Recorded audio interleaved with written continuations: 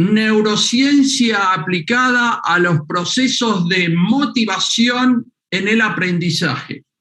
Va a estar Karen Schwerfiter, que es una licenciada en gerencia y administración de empresas, tiene posgrados en marketing y máster en neuromarketing, consultora y profesora universitaria en la Universidad de ORT de Uruguay, donde además coordina los trabajos finales de plan de marketing.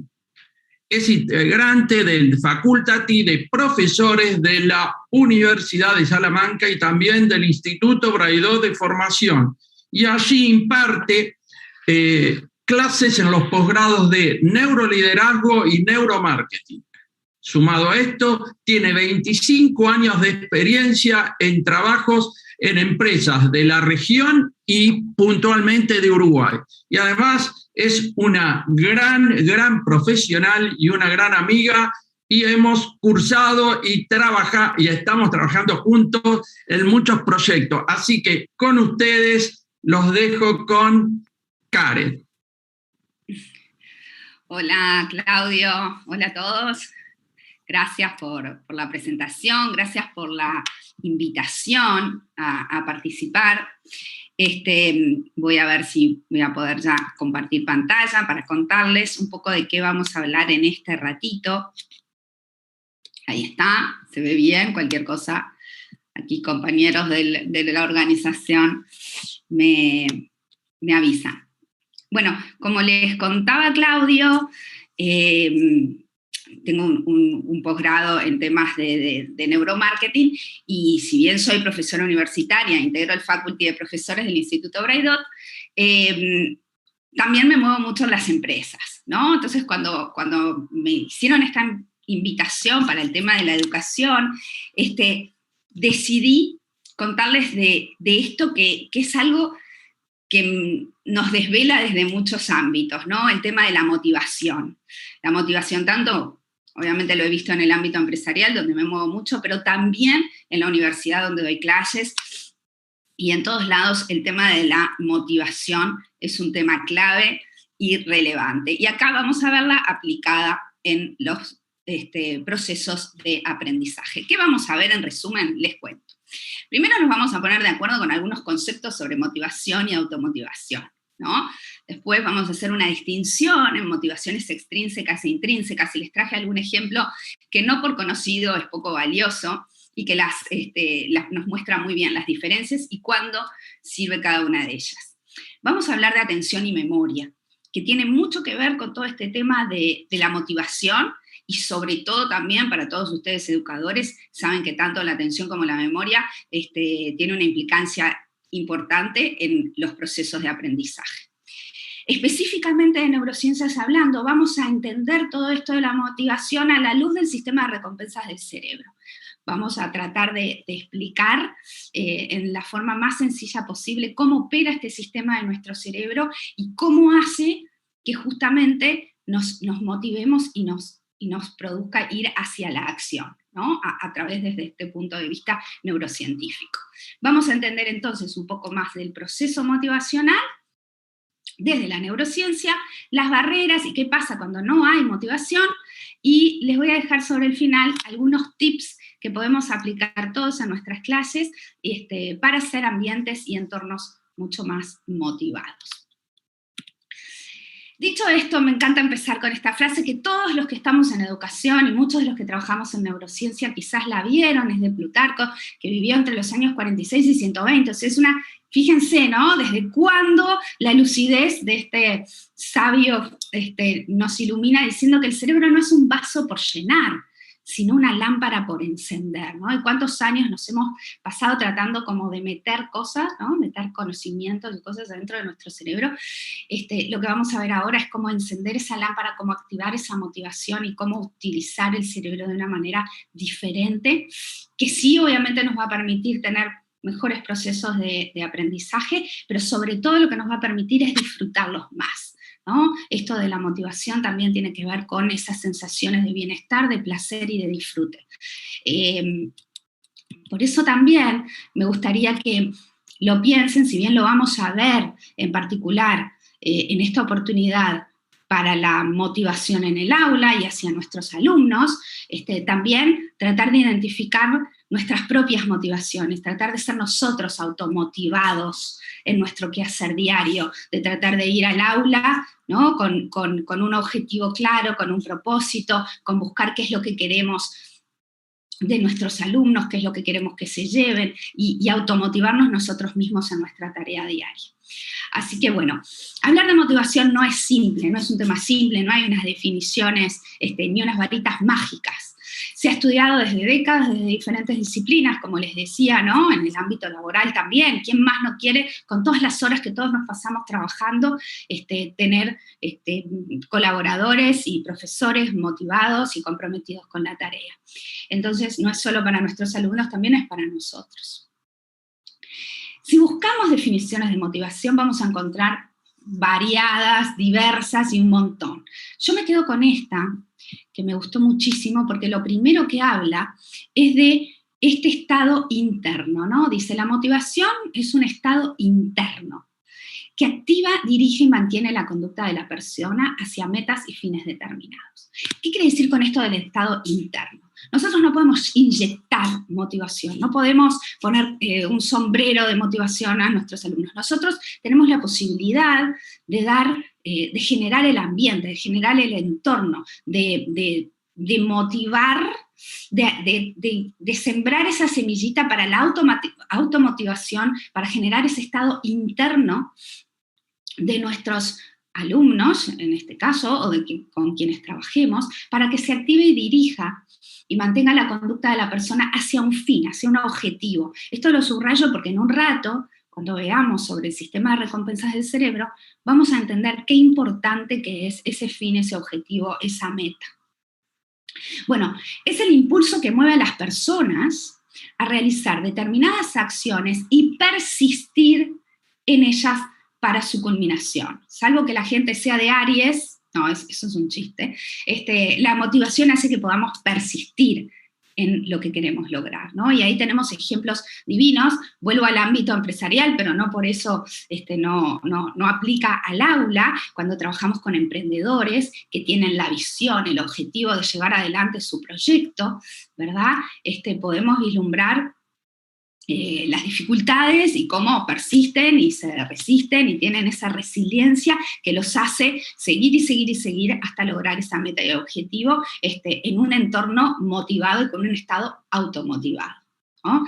Entonces, volveremos en un rato con esta definición también, pero no quería dejar de mencionárselas. Ay, no sé por qué no. Ahí está, perdón. Bueno, motivaciones extrínsecas y motivaciones intrínsecas, ¿no? Vamos a hablar un poquito de definición y después les voy a contar un ejercicio que es clave, quizás algunos ya lo conocen, pero que las deja bien clara la diferencia entre ambas.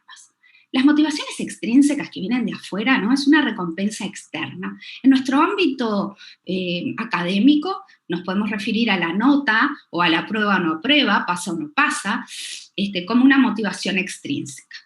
Equivale a los premios económicos en el ámbito laboral, ¿no? Te doy un bono, el sueldo, te pago extra, alguna cosa. Funciona para casos puntuales, es muy del siglo XX. ¿Cuándo en términos laborales funcionaba esto? Y bueno, cuando teníamos que, luego de la era industrial, ¿no? Y entonces empezar a producir y ensamblar con tareas, como dice abajo, simples y objetivos claros. Entonces, claramente si había que ensamblar autos, y se les daba un premio económico a quienes ensamblaran más autos por hora, eso funcionaba, ¿no? No obstante, hoy sabemos que este tipo de motivaciones extrínsecas que vienen de afuera y no son de la propia persona, limitan la creatividad y el enfoque y sirven cuando las reglas, como decíamos, son simples y cuando los objetivos son bastante claros y acotados, ¿no? Sin embargo, las motivaciones intrínsecas son los deseos y necesidades a satisfacer del individuo mismo, ¿no? Entonces, son las que tengo yo dentro de mí. Generan un cambio de perspectiva. Empoderan al alumno no solo a generar estas motivaciones para el aprendizaje, sino para todo lo que encaminan en la vida. O sea, nosotros podemos aceitar esos mecanismos de automotivación para cada cosa en que nuestros alumnos se pongan un objetivo o esperen o tengan las expectativas sobre un resultado dado, ¿no? Son inagotables porque en todo momento podemos generarnos más expectativas, más objetivos, cosas que queremos alcanzar en diversas circunstancias de la vida. Y también no nos tenemos que olvidar que hay motivaciones que son intrínsecas, pero a la vez son trascendentales. ¿Qué quiere decir que son trascendentales? Que exceden el beneficio que podemos obtener cada uno de nosotros, sino que van por un beneficio para todos, para mis compañeros, para mi familia, para la humanidad, para el mundo. Entonces, ese tipo de motivaciones más trascendentales van a ver que también afectan a nuestro cerebro, también activan este maravilloso sistema de recompensas que tenemos, y también son inagotables, porque siempre vamos a poder encontrar un otro al cual poder ayudar y con el cual poder hacer algo por esa persona, ¿no? Y ahí es cuando le encontramos como más sentido, o un sentido, quizás un sentido más superior, más elevado a lo que hacemos. No sé por qué no estoy pudiendo. Ahí está. Bueno, motivaciones extrínsecas e intrínsecas. Este es un ejercicio, un desafío que diseñó Karl Drucker, que era un psicólogo Gestalt, en el año 1945. Fíjense, tiene algunos años, pero sigue más que vigente. Y miren lo que logramos comprobar gracias a este desafío, ¿no? Él plantea esto, ¿no? Ahí ven una caja con chinches, le decimos acá, no sé cómo le dicen en cada uno de sus países, fósforos y una vela. El objetivo era encender la vela de tal manera que no toque la mesa ni derrame cera en ella. Y esto se lo planteaban a un grupo de personas. Entonces la gente empezaba a hacer las cosas más insólitas. Agarrar la vela, tratar de pegarla con chinches a la pared, poner las chinches y hacer como un estante y que la vela ponga arriba. Bueno, nada de esto funcionaba. Pasaban los minutos hasta que luego siempre había alguno que se le ocurría lo siguiente, ¿no? Ahí lo vemos. Sacamos los chinches de la caja, ponemos la vela, la encendemos adentro de la caja pegada a la pared. Hasta aquí genial, es un ejercicio que prueba la creatividad, el pensar fuera de la caja, que hoy está como muy de moda, el cómo darle la vuelta a las cosas y tener un pensamiento lateral, que también se habla mucho de esto hoy en día. ¿Qué pasó? Años más tarde, un profesor de la Universidad de Princeton modificó ligeramente este experimento, ¿no? Hizo lo mismo, pero lo dividió al grupo en dos grupos. A un grupo les dijo que les iba a cronometrar el tiempo que tardarían en resolver el problema. Ese era el desafío para el grupo A. Y miren que ustedes tienen este desafío, tienen que poner la vela de esta forma, así, así, prenderla fuera de la mesa, que no derrame la cera, etc. Le dijo, y yo les voy a tomar el tiempo a ver cuánto tardan en resolver este problema. Al segundo grupo le prometió un incentivo económico para si eran los primeros en encontrar la solución. Así lanzaron. ¿Qué les parece que sucedió? ¿No? Podemos llegar a pensar que quienes tenían el incentivo de cobrar algo, de tener un beneficio económico para hacerlo rápido, lo hicieron más rápido, lo solucionaron. Bueno, la verdad es que no, sucedió todo lo contrario. Cuando el ejercicio estaba planteado de esta manera, ¿no? como el original, con las chinches adentro de la caja, siempre fue más rápido el grupo que les habían desafiado a ir contra el reloj, ¿no? Que les cronometrarían el tiempo que tardarían en resolver. Tenían esa motivación intrínseca y lograron llegar a la solución creativa de hacerlo correctamente más rápido. ¿Qué pasó en este mismo ejercicio? Fueron un paso más. El desafío, hicieron el mismo desafío, los dos grupos, el que cronometraban y el que le daban un premio económico, pero le plantearon el ejercicio de esta forma. ¿Ven? Están ya de entrada los chinches fuera de la caja. ¿Qué sucede con esto? Es mucho más fácil, ¿verdad? Porque si yo ya tengo los chinches fuera de la caja, ya no hay un pensamiento lateral, ya no hay tanta creatividad, ya es más que nada una forma de cómo lo ubico. Y en este caso, sí, efectivamente, el grupo que ganaba era el grupo con la motivación extrínseca, con el incentivo del dinero o del premio económico para el que fuera más rápido. ¿Qué nos enseña esto entonces? ¿No? Como bien decimos, ¿no? Lo intrínseco y lo extrínseco solo sirve para motivar la resolución de tareas sencillas. Cuando la tarea requiere más creatividad, lo importante es el motivador intrínseco.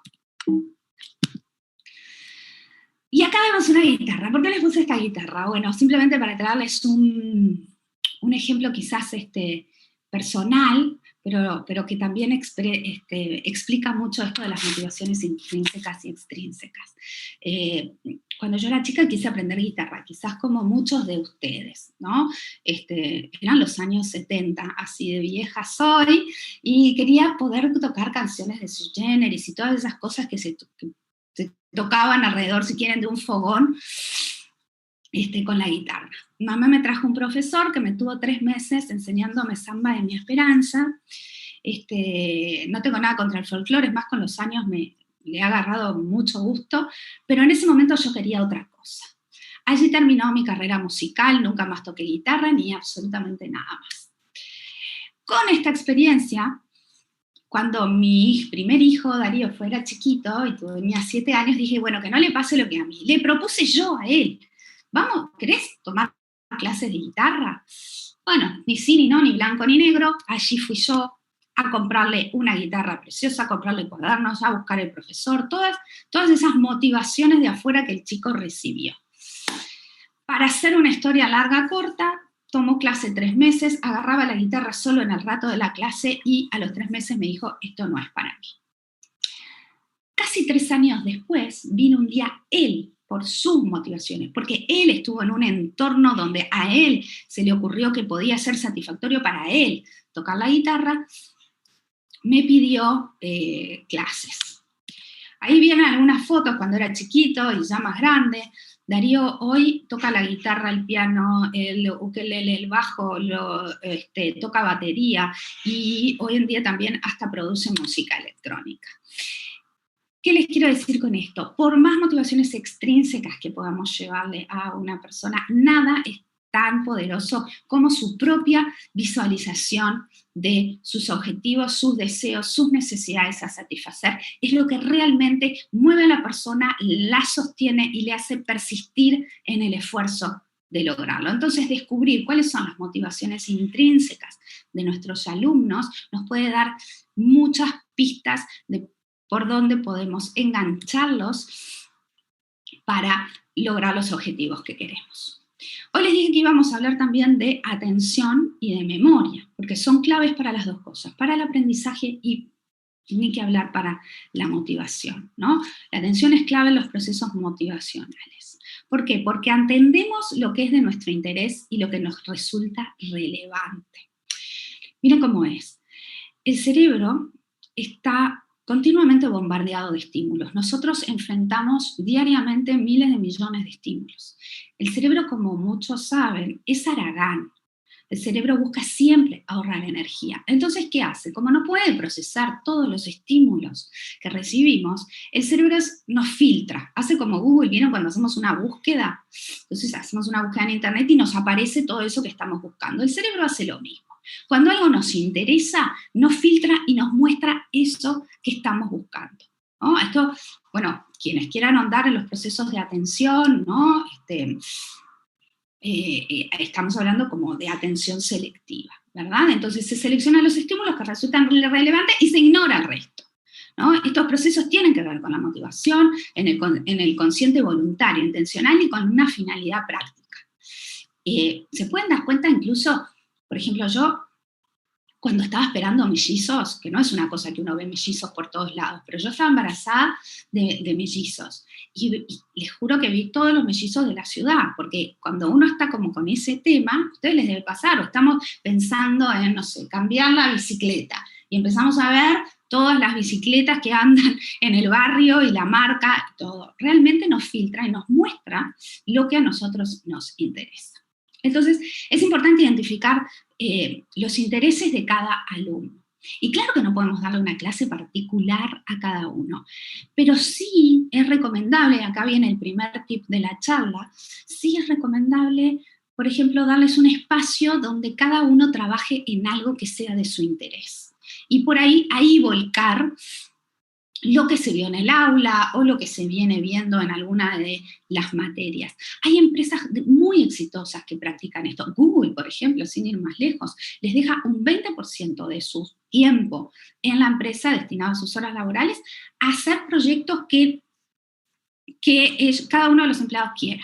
¿No? Investigar sobre lo que cada uno quiera o cada uno le interese. Claro que no va a ser sobre tejido crochet, ¿no? Tiene que ver con el métier de la empresa, pero en definitiva los dejan dar y explorar sobre lo que cada uno desee. Otras empresas lo hacen con un día al año, donde todos tienen que traer una idea innovadora de algo que les importe y no tenga que ver con lo que están haciendo específicamente en ese momento en sus trabajos, ¿no?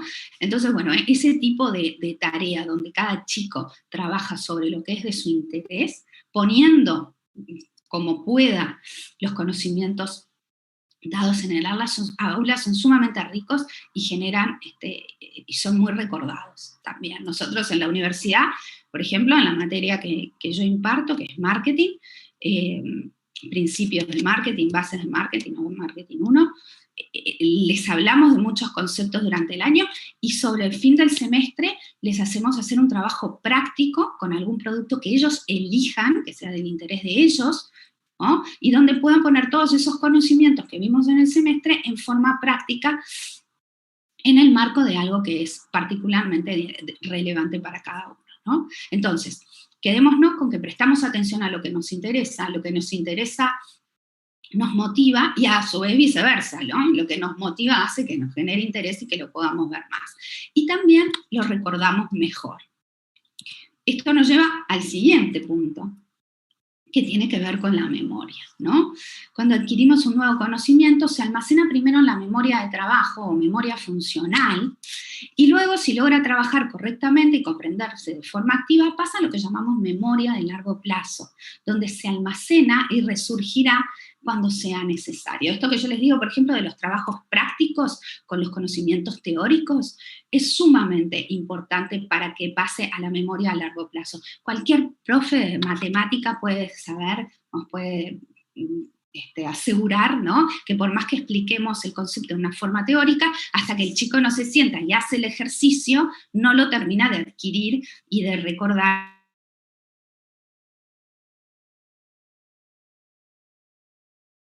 lo que nos resulta.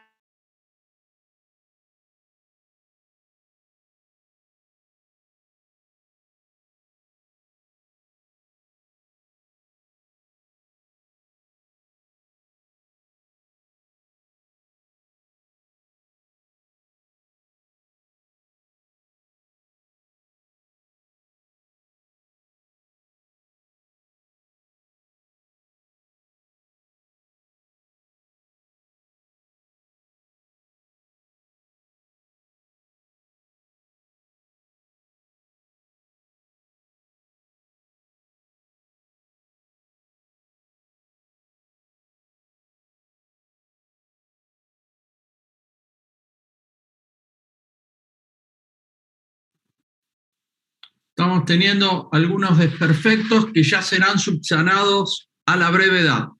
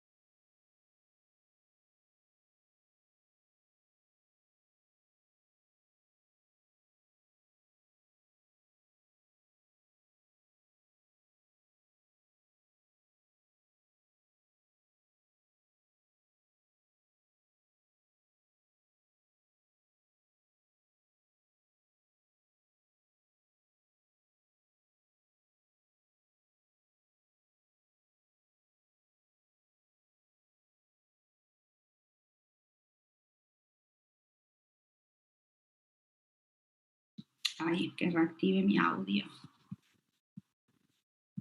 Ahí se escucha, Karen. ¿Ahí se escucha? Ahí se escucha. ¿Vimos lo de atención? ¿Sigo para adelante? ¿Voy para atrás? No Anda importa. para atrás, por favor, por las dudas. ¿Puede ser, Karen? Sí, claro. Bueno, este es el ejemplo que les contaba de las motivaciones intrínsecas y extrínsecas, y pasamos al tema de atención. Voy a repetir, si alguno ya lo vio, bueno, pasa para adelante, ¿sí?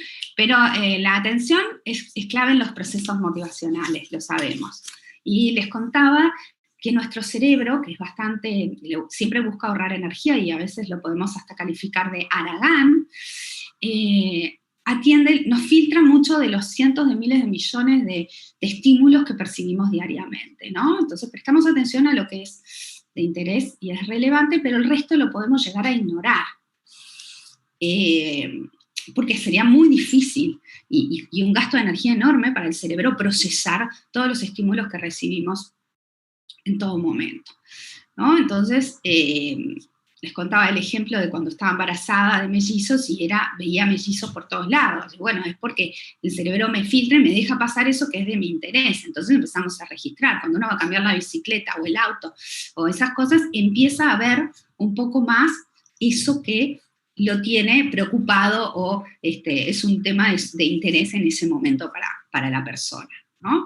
Entonces, son procesos que tienen que ver con la motivación en el consciente voluntario, intencional y con una finalidad práctica, porque en realidad lo que busca es ahorrarme tiempo y mostrarme eso que me interesa.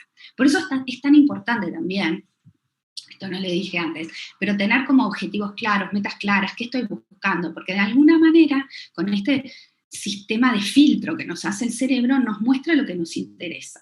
Entonces, si no tengo intereses, si no tengo objetivos, y bueno, voy a estar como captando cualquier cosa que me pueda llamar la atención por el color o por cosas secundarias, en lugar de saber qué quiero, hacer que mi cerebro me filtre y me muestre eso, entonces voy por esas cosas y en definitiva es como que terminamos diseñando nuestra propia realidad en base a esas cosas que sí nos interesan, ¿no? Entonces, como decíamos, los alumnos tienen distintos intereses, no podemos darles una clase particular, pero estaba bueno dar un espacio, un momento de trabajo personal para que cada chico pueda trabajar con algunos conceptos que se puedan impartir en la clase, conceptos teóricos, pero en forma práctica sobre temas de interés del chico. O que damos un tema y los hacemos buscar algo relacionado, pero cada uno desde sus intereses personales, ¿no? Les contaba que hay empresas que lo hacen, que Google les deja el 20% del tiempo a sus empleados para que trabajen en cosas de interés de ellos. Y también les contaba que en mi trabajo como docente universitaria damos durante el semestre muchos conceptos teóricos y sobre el final del semestre les proponemos un trabajo práctico donde aplicar todos esos conceptos teóricos en base a la elección de un producto, de una industria, de un mercado, a elección del grupo de 3 personas que tienen que entregar el trabajo. Y realmente es ahí donde uno ve el proceso de aprendizaje en el campo real y es donde los chicos sabemos que, porque nos han devuelto, porque nos dicen que terminan aprendiendo los conceptos cuando los vuelcan ahí. Y eso hecho en un producto o una industria que sea por alguna razón de interés del grupo, siempre es un trabajo mucho más motivador que otras cosas, ¿no? Hablábamos de que prestamos atención a lo que nos interesa y lo que nos interesa nos motiva y viceversa, y que lo recordamos más y mejor. Entonces tomamos este punto de recordarlo más y mejor para ir al siguiente punto que tiene que ver con la memoria. Les decía que cuando adquirimos un nuevo conocimiento se almacena primero en la memoria de trabajo funcional, que nos permite trabajar en ese momento con los chicos en el aula, ¿no?, en que estamos impartiendo ese nuevo conocimiento, y luego si logramos trabajar correctamente y comprender de forma activa, pasa a lo que llamamos memoria a largo plazo, donde se almacenará y resurgirá cuando sea necesario. Esto que yo les contaba de la aplicación práctica de los conceptos teóricos, claramente ayuda a pasarlo a una memoria de más largo plazo.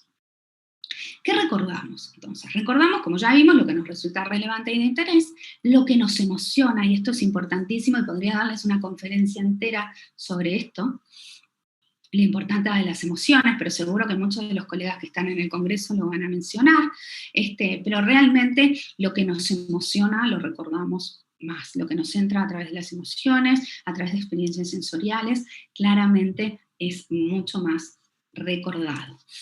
Lo diferente, lo excepcional y lo raro también nos lo recordamos mejor y también nos motiva. Hoy contaba el profesor Orbelli esto, ¿no? A veces en los procesos, y de hablar de esto de la diferencia, de la originalidad. Los principios y finales también les podemos prestar más atención, pero no necesariamente tiene que ser el principio de la clase o el final de la clase, ¿no? Un concepto donde dejemos claro para qué nos sirve, damos un principio, entonces los chicos, ¿no?, atienden más, como atienden más, lo recuerdan más, y un final claro, concreto, con un resumen de todo, también ayuda a que se preste atención y que sea, por ende, más recordado. Les contaba esto, ¿no?, que recordamos lo que nos emociona, y acá les puse un par de ejemplos que conozco por lo menos de Montevideo, de movimientos juveniles que trabajan jóvenes voluntarios con niños, chicos más chicos. Uno es el movimiento Maccabi de Uruguay y otro es el movimiento de horneros de los curas salesianos, y ambos son jóvenes, como les digo, voluntarios que trabajan y educan en forma no formal a los chicos. Y ahí hay mucho de vínculo emocional, mucho de social, se aprende a través de la experiencia, del juego, hay mucho emocional en juego también, y si entrevistan o charlan con los chicos que participan de estos movimientos, van a ver cómo recuerdan, cómo viven, cómo se motivan, ¿no? Porque hay que pensar que estos chicos son jóvenes, que están en la edad de salir, de divertirse, y cómo pueden destinar igual tantas horas a educar, a compartir, a enseñar a otros chicos. Realmente tiene que haber una motivación intrínseca muy importante. Acá les puse, miren, cuando vino la pandemia, uno de estos movimientos empezó a hacer las actividades por Zoom, ¿no? Actividad voluntaria de educación no formal. Miren la cantidad de nenes chiquitos en la pantalla, participando, haciendo dibujitos, y esto sucedía los fines de semana.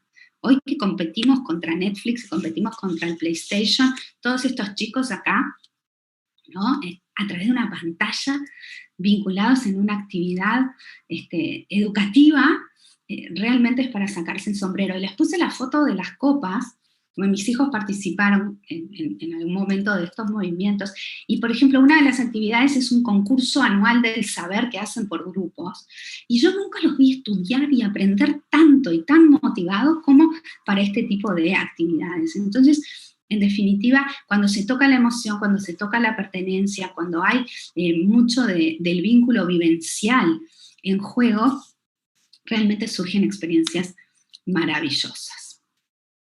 Volvemos a nuestra definición inicial, donde hablábamos de motivación, y decíamos que dirige y mantiene la conducta de las personas hacia unas metas o fines determinados. Entonces, tomando esto, vamos a hablar del sistema de recompensas del cerebro. ¿Y cómo juega entonces nuestro cerebro en todo lo que vimos de las motivaciones intrínsecas, extrínsecas, todo este tema de la memoria, la atención? ¿Cómo juega? ¿Qué pasa en nuestro cerebro con los procesos motivacionales, ¿no? Partamos de la base que las personas se motivan en función de un beneficio o recompensa, real o esperado. Y entonces, nuestro sistema de recompensas, que hablamos del sistema porque incluye varias áreas, ¿no? Por eso está el área ventral tegmental, el núcleo accumbens, la corteza prefrontal, el hipotálamo y la amígdala. Este sistema también es sumamente importante en los procesos de toma de decisión, fundamentalmente por todo lo que sucede en la corteza prefrontal. No obstante, es un sistema creado para nuestra supervivencia, para que hagamos lo que necesitamos. ¿Por qué? Miren, nosotros como especie, para sobrevivir, necesitamos, por ejemplo, cosas básicas, ¿no? Vayamos a épocas prehistóricas. Comer, reproducirnos, estar en sociedad, porque el hombre es un ser social. Entonces, este sistema fue creado para proveernos de lindas sensaciones frente a esas cosas. ¿Para qué? Para que no nos olvidemos de hacerlas, para que no nos olvidemos de comer, Para que no nos olvidemos que nos tenemos que reproducir como especie. Entonces, frente a esos hechos, el cerebro nos premiaba con sensaciones placenteras, nos lo hacía recordar, hacía que nos motivemos a la acción de ir por ese beneficio, ese objetivo que nos daba esa sensación de placer. Y bueno, esto está grabado desde nuestros formatos más primitivos.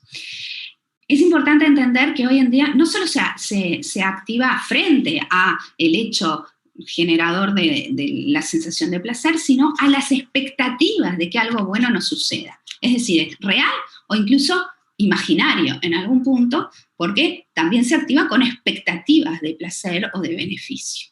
Que por ejemplo, adquiramos eso que nos soluciona un problema o que nuestro emprendimiento sea exitoso, ¿no? Desde ese lugar también se activa. Entonces, ¿cómo funciona? Miren, por ejemplo, ocurre el hecho generador, llámese chocolate o expectativa de que la maestra me felicite por haber hecho esto bien, o, ¿por qué no?, también una nota de excelencia.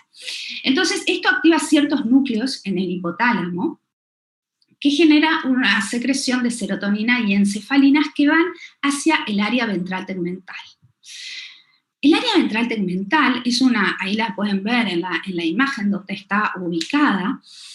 El 90% de las neuronas que están en el área ventral tegmental segregan dopamina. La dopamina, como muchos habrán escuchado, también una de las llamadas hormonas del placer, ¿no?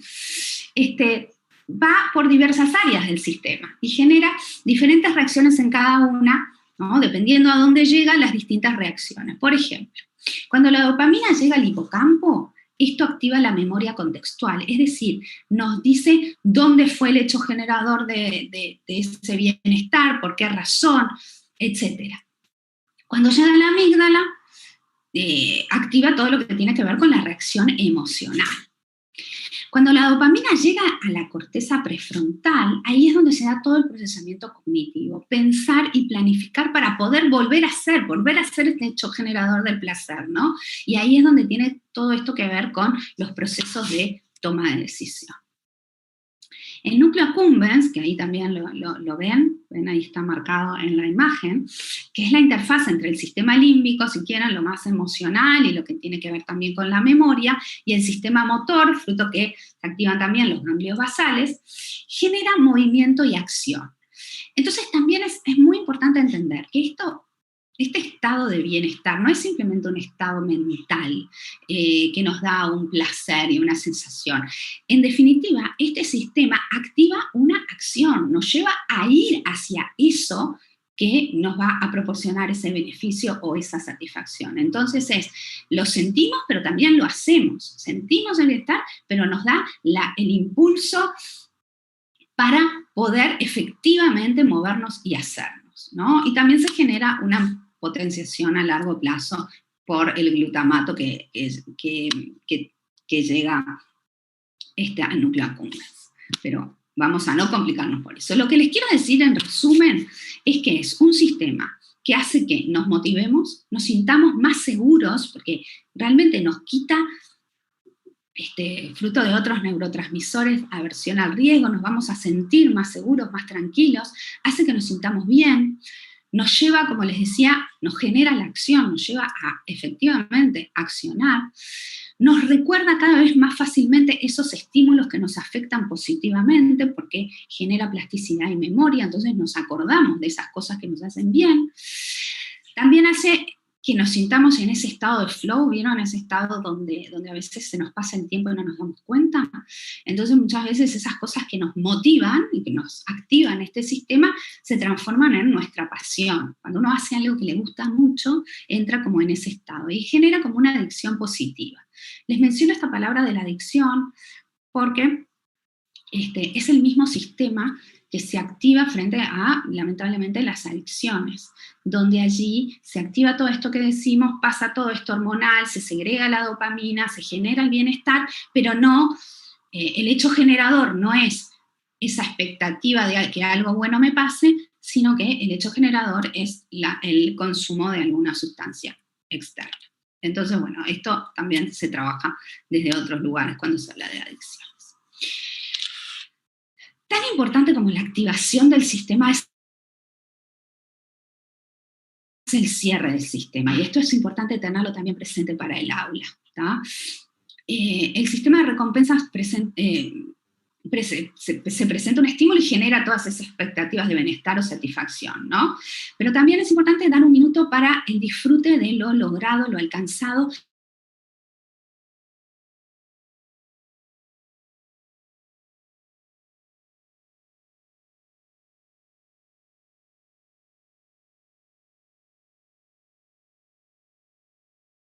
y reforzar el resultado de cierre, ¿no? Y ese cierre también, como nos fue, o de las cosas que se hicieron bien, pero también puede ser entender lo que estuvo mal, ¿no? A veces poder decir, bueno, dimos las notas, tuviste 3 en 8, bueno, a ver, ¿qué es lo que estuvo mal? Y poder tratar, no en forma de, estuvo mal, ¿no? Sino para futuro, para poder volver a hacerlo la próxima vez mejor, tenemos que tener esa instancia de cierre, ¿no? La serotonina, este neurotransmisor que también está presente en el sistema de recompensas del cerebro, es clave en esta etapa, ¿no? Es la que como que nos baja, nos tranquiliza, nos hace que podamos ver y aprender y resignificar estos momentos de cierre, y esto no tiene por qué durar horas, ¿no? Pueden ser simplemente 5 minutos, pero donde podamos, bueno, desactivar, bajar la dopamina, activar la serotonina y estar todos más tranquilos. Acá les repaso los neurotransmisores que están presentes en los procesos de motivación. Está la dopamina y la serotonina, que las acabamos de contar, ¿no? Están involucradas la dopamina en el aprendizaje y la memoria, en esto que contábamos de la motivación frente a recompensas, y en la función motora. ¿Se acuerdan que también cuando llega el núcleo accumbens nos hace ir a la acción y hacer eso por lo cual estamos motivados o que buscamos alcanzar, ¿no? La serotonina genera un control en las emociones y en el estado de ánimo, esto que yo les decía, controla la actividad motora, la percepción y la función cognitiva, participa en los mecanismos que rigen la ansiedad, eso es importante, el miedo, la angustia, y regula secreciones de algunas hormonas como la melatonina, ¿no? Que es lo que está involucrada en nuestro estado de vigilia o sueño.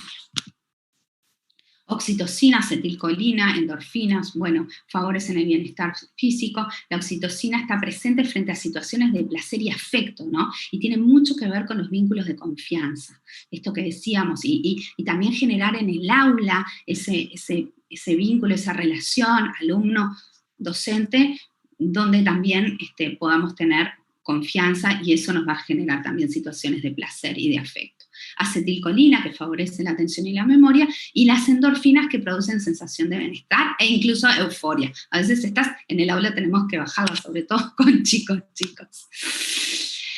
Bueno, entonces, en el aprendizaje, ¿cómo establecemos esa recompensa, ese beneficio? Está genial, ¿no? Esto del hecho generador, pero ¿cuál es ese beneficio que vamos a tener en el aprendizaje, ¿no? Nosotros como docentes podemos encontrar como beneficio, como recompensa y como forma de activar nuestro sistema esto de, bueno, el bien que le voy a hacer al chico en el aprendizaje y en su vida con todo esto que vamos a enseñar, o con todo esto que vamos a compartir. Pero con los chicos a veces está difícil, ¿no? ¿Cómo te pongo de objetivo? Bueno, sí, tenemos que aprender las tablas, las fracciones. Bueno, por más que yo te explique las fracciones, te van a servir para mucho en la vida.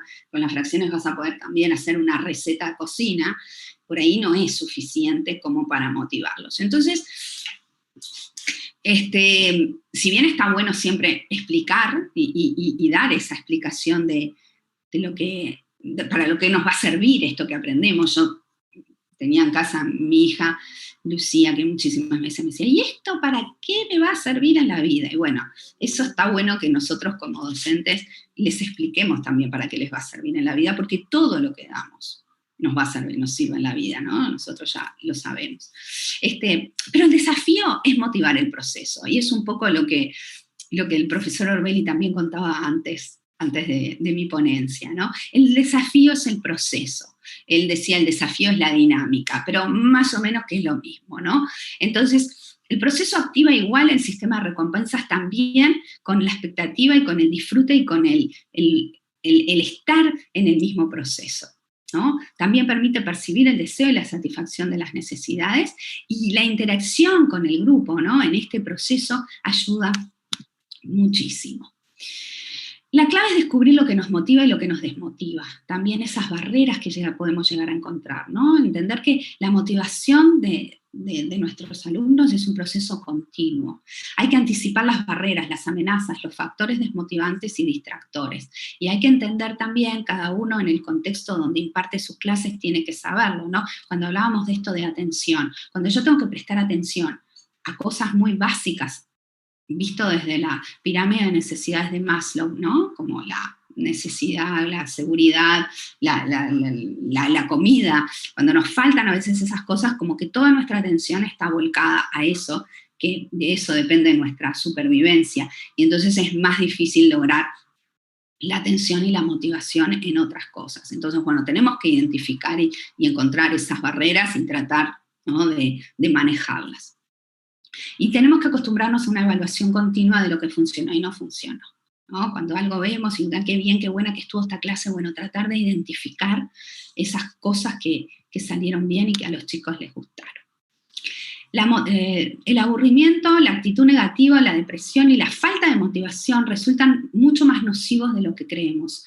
Esto lo he visto tanto en el aula como en ambientes de trabajo, ¿no? Esos ambientes faltos, desmotivados, ¿no?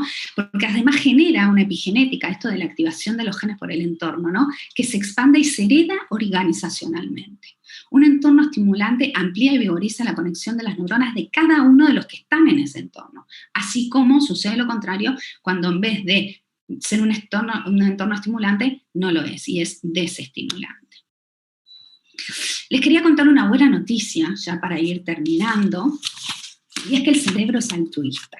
Hay unos estudios, ¿no?, de Molly y Grafman, donde se ha comprobado, les daban dinero para donar a organizaciones sin fines de lucro de su interés, se ha comprobado que eso activaba este sistema de recompensas que les conté hace un ratito, de la misma manera que cuando la recompensa era para uno. O sea, hacer las cosas en pos de los demás activa de igual manera el sistema de recompensas. Nos genera la motivación, nos lleva a la acción, nos da esa sensación de bienestar que logramos cuando estamos motivados. Y entonces esto es precioso para trabajar, entender. Hay ejemplos en centros de educación que fomentan la inclusión, donde es notoriamente positivo el efecto que causa en el grupo incorporar a un chico con alguna dificultad y ver cómo los compañeros lo ayudan y cómo los compañeros trabajan. Entonces, ese tipo realmente de inclusión real y de trabajo en profundo y bien hecho en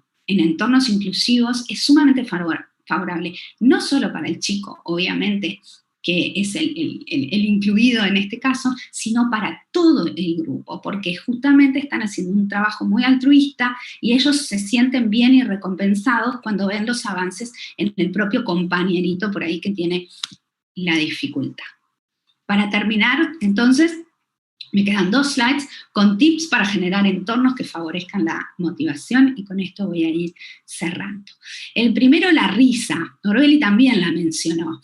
Es sumamente importante y les voy a contar. Libera endorfinas y dopaminas e inhibe el cortisol, que es la hormona del estrés. O sea que hay que reírse más y tratar de que nuestros alumnos se rían y reírnos porque además la risa es contagiosa.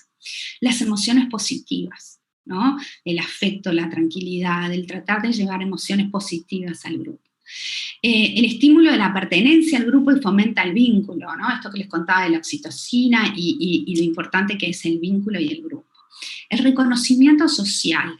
Podría dar otra conferencia sobre esto, pero en términos de necesidades y de motivadores intrínsecos, el reconocimiento social lo llamo en el aula cuando la maestra lo felicita, ¿no? Yo tuve casos divinos de alumnos que por ahí empezaban el semestre súper desmotivados, les hacía hacer algún trabajo y ellos lo presentaban y lo felicitaban muchísimo delante del grupo y explicaba por qué esto que habían hecho era original y estaba buenísimo, y realmente encaraban el resto del semestre súper motivados y de otra manera. Entonces, tratar de que cada alumno tenga sus 5 minutos de fama frente al grupo, no saben cómo les cambia la motivación, ¿no? Entonces, buscar estos motivadores intrínsecos, también que tengan que ver con fomentar la curiosidad, la creatividad y la innovación. Todo lo que hagamos de eso definitivamente motiva, ¿no?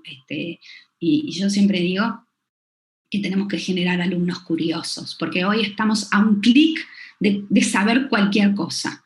Entonces, realmente fomentar la curiosidad y que los chicos busquen y traten de encontrar esas cosas que son de su interés y que están a un clic es clave. Dan Ariely, que bueno, es un conocido profesor universitario, catedrático, no les digo el título porque tiene miles de economía, psicología, de todo. Él habla de 3 motivadores intrínsecos fundamentales. Uno es la autonomía, ¿no? La autonomía de uno hacerse cargo de su persona y de su vida, la maestría, entendida por saber cada vez más de eso que me interesa, y el propósito, esa cosa por la cual trabajo y me trasciende a mí y busca el beneficio de los demás, ¿no? Y él hablaba de que esos eran 3 motivadores intrínsecos poderosísimos. Para terminar, fundamental para el aprendizaje significativo, una relación significativa. Hay un conferencista español, Alfonso Alcántara, que decía, los chicos no aprenden de la gente que no les gusta. Y eso es tal cual. Por eso también los desafío a aplicar esto de la motivación para su propio trabajo. Explicar para qué me sirve lo que vamos a aprender, siempre me da claro un beneficio al final del túnel. Trabajos prácticos para aplicar el conocimiento adquirido. Poner pasión y acción y mostrarlo en el tono de voz, ¿no? Tratar de estar motivados nosotros y que se nos note en la clase y que hablemos, ¿no? Ese profesor monótono que realmente transmite eso, transmite que él no le gusta o no tiene pasión, entonces tratemos de darle vida a todo lo que hagamos en el aula. Porque el desafío es que cada alumno pueda hacer su máxima expresión y así sacar lo mejor de cada uno, para él y para toda la vida. Y con esto dejo de compartir y me despido. No, espera que tengo preguntas. No, bueno, despido de la presentación. Preguntas las que quieran, a las órdenes. Muy bien. Karen, tengo una pregunta de Romina Verónica Coutinho, que ella dijo en el chat, decía, el olvido no es malo, no siempre es patológico. ¿Qué opinás con esa afirmación que ella hace referencia? Claro, el olvido es genial. En realidad nosotros no tenemos la capacidad de acordarnos de todo. Entonces, claramente vamos a recordar lo que nos interesa y lo que no. Tenemos mecanismos buenísimos. O sea, yo no soy experta en esto, pero también cuando uno a veces sufre un trauma y también hay olvidos que también nos ayudan a poder seguir, si bien después hay que retomarlos y procesarlos o resignificarlos de otra manera, tenemos mecanismos muy sabios dentro. Entonces, claramente el olvido no es patológico, el olvido muchas veces es genial y a veces el ser distraídos con algunas cosas nos permite prestar atención a otras y está bueno. Está bueno porque no podríamos acordarnos de todo y no tenemos por qué acordarnos de todo. Tenemos que confiar también en que muchas veces nos acordamos de lo que es necesario y queremos acordarnos y otras veces está genial olvidarlo. Bien, tengo otra preguntita que decía, Contame. El cerebro es vago, ¿cómo lo motivamos? Bueno, lo motivamos con todo lo que les conté, ¿no? Viendo beneficios, teniendo objetivos, poniéndonos metas a seguir, y es vago en todo su proceder respecto de la energía a consumir, ¿no? Tener absolutamente claro, como yo les decía, nuestros intereses hace que el cerebro, por más vago que sea, nos muestre esas cosas que nos interesan. Entonces, cuando yo tengo un propósito, cuando me busco objetivos, cuando tengo planes, nuestro cerebro es nuestro principal aliado para lograr eso que yo me estoy proponiendo, porque con este mecanismo, en su vagancia, por decirlo de alguna manera, en su haraganería, va a elegir esas cosas que para mí son importantes. Lo que en realidad no me muestra es porque por ahí no hace falta. Por eso está bueno cuando uno tiene sus metas claras y uno sabe a dónde va o qué quiere,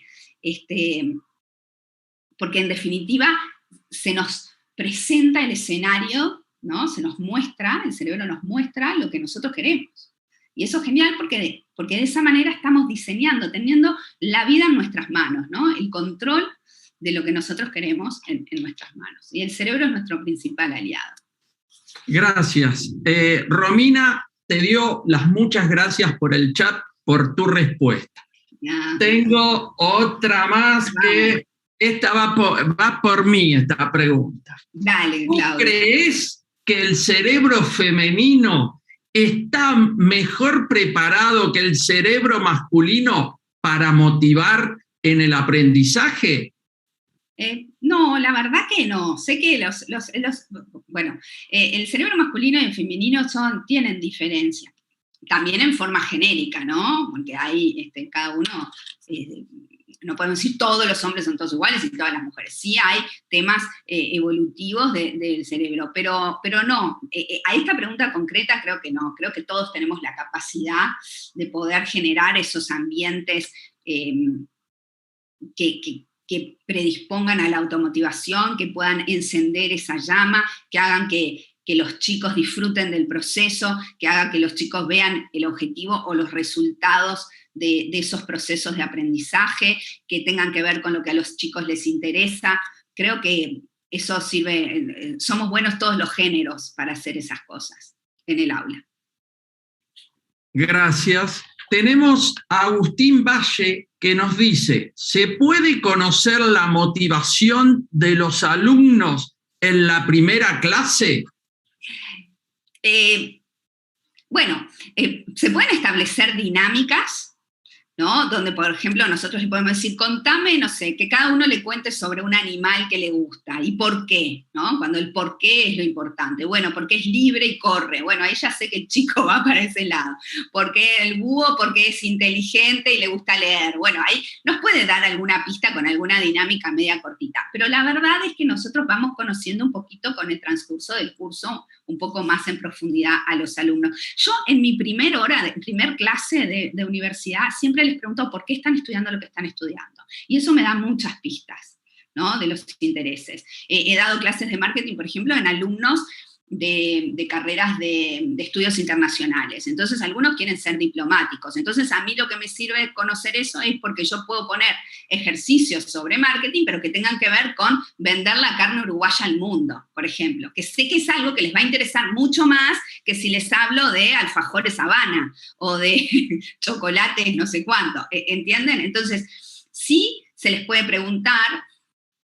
Seguramente no vamos a conocer en profundidad a todos los alumnos en la primera clase, pero podemos dar pistas y podemos hacer preguntas, ¿no?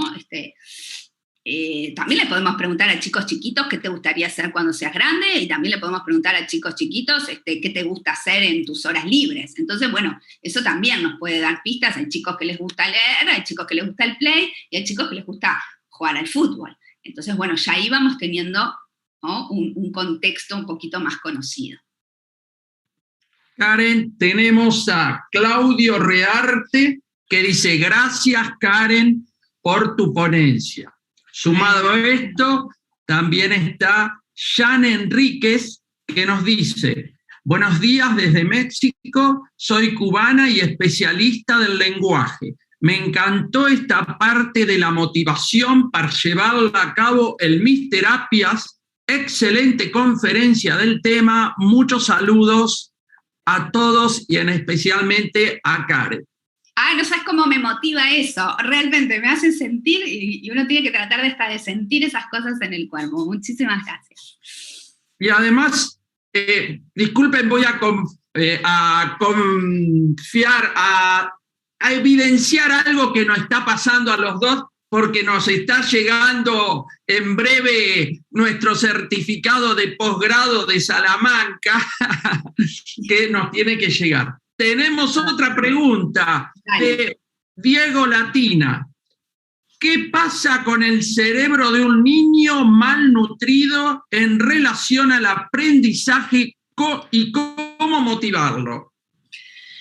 Bueno, es una pregunta difícil, no sé si voy a poder abarcarla con todo el conocimiento que requiere. Es sabido que es clave el alimento y la nutrición de los chicos en la primera infancia, en los primeros momentos, y que eso le da como realmente una perspectiva diferente al cerebro de esa persona de por vida, ¿ok?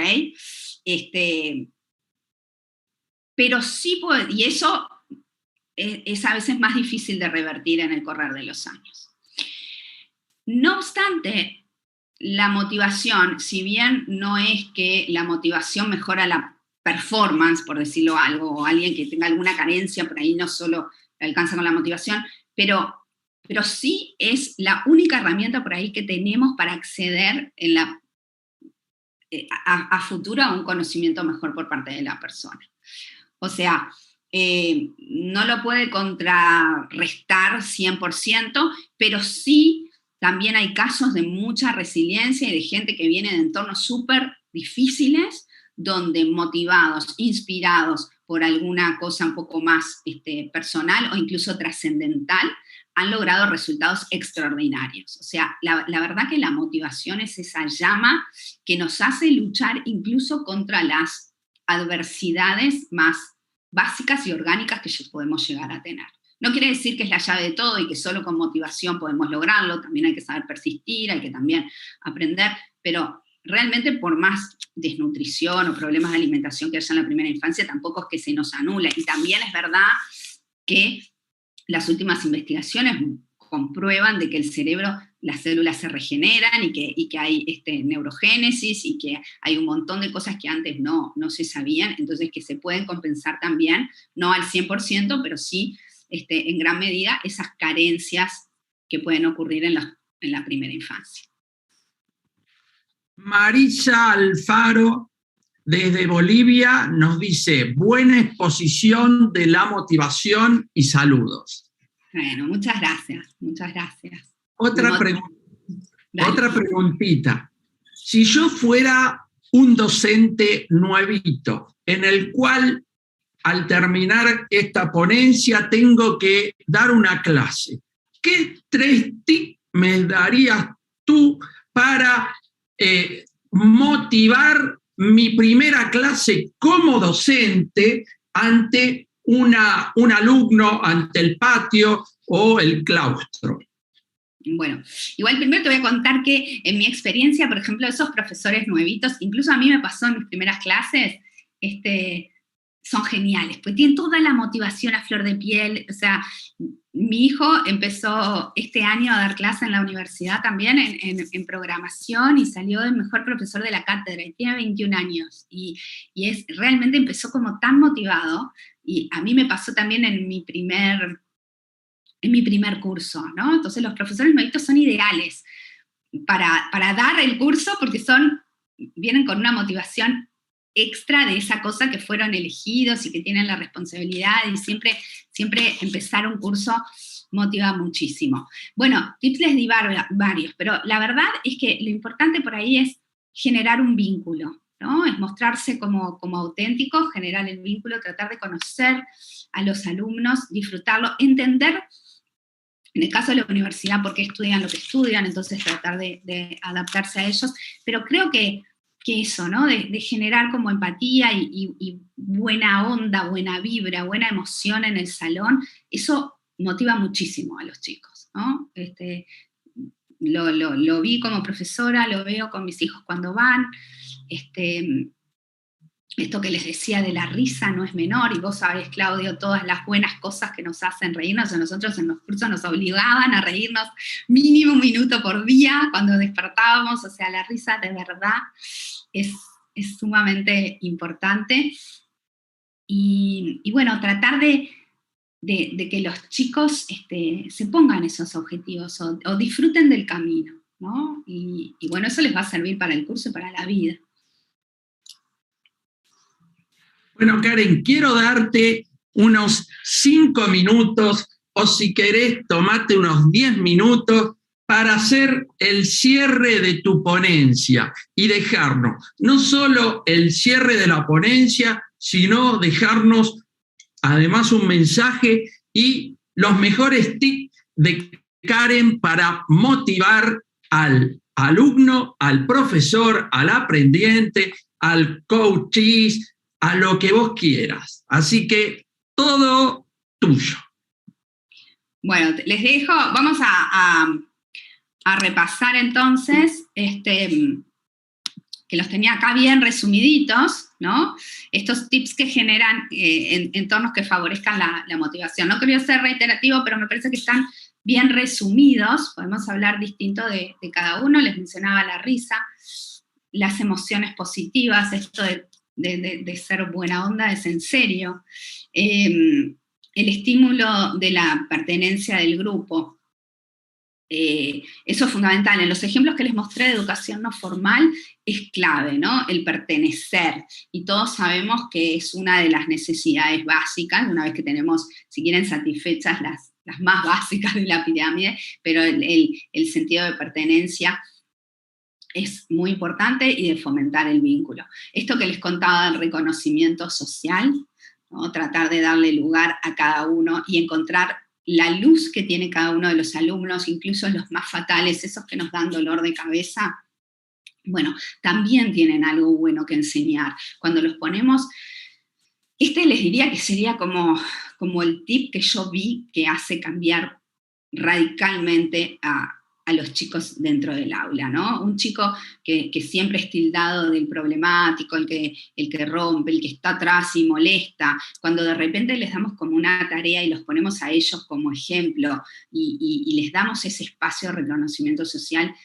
no saben lo que cambia la motivación de ese chico para estar en el aula.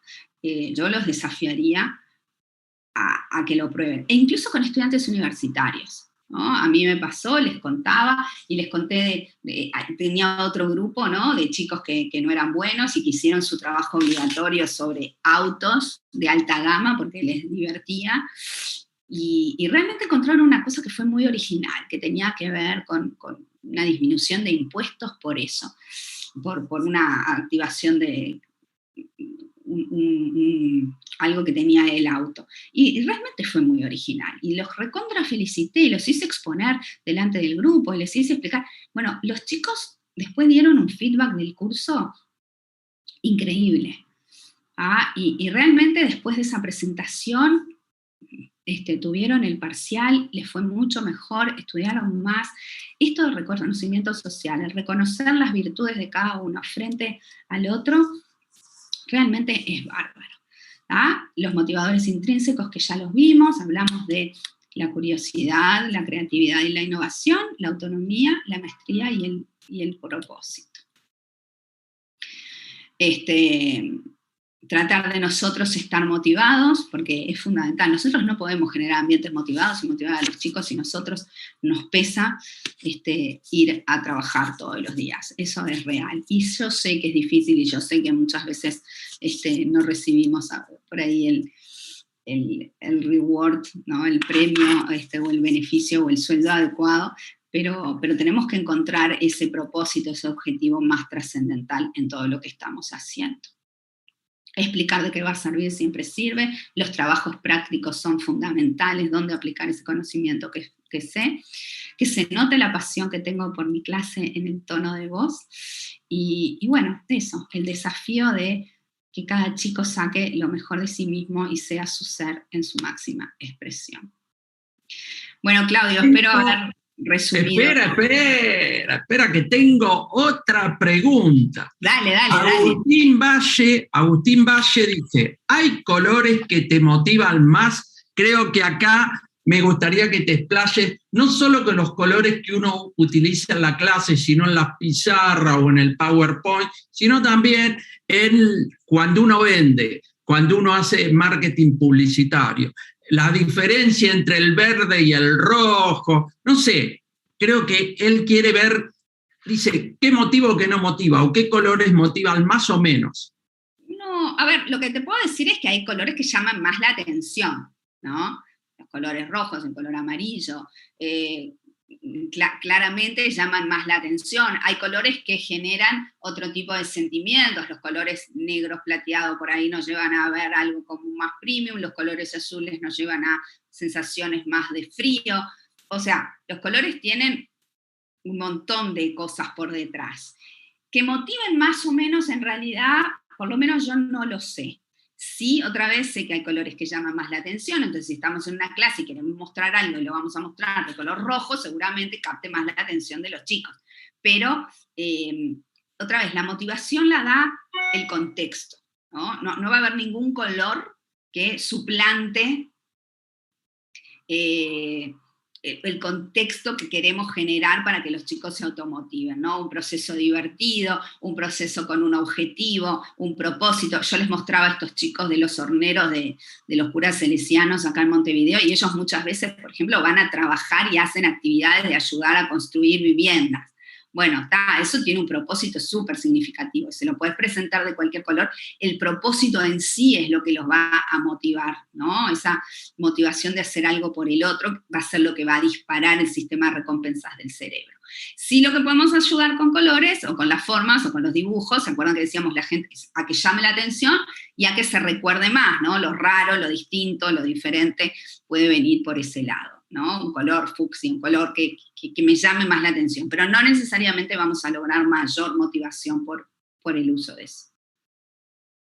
Gracias, pero gracias totales, Karen, por tu ponencia, por la pasión con que lo hiciste, y bueno, desde acá, desde Argentina, al otro lado del charco, Uruguay, quiero decirte, pero muchas gracias, y bueno, y el chat, mucha gente del chat te lo agradece, fue muy motivante esta charla, así que gracias. Bueno, la agradecida soy yo, espero haberles dejado esa chispita para pensar, para que nos motivemos como docentes y como profesores, y para generar esos entornos que hagan que nuestros alumnos también vayan motivados al aula.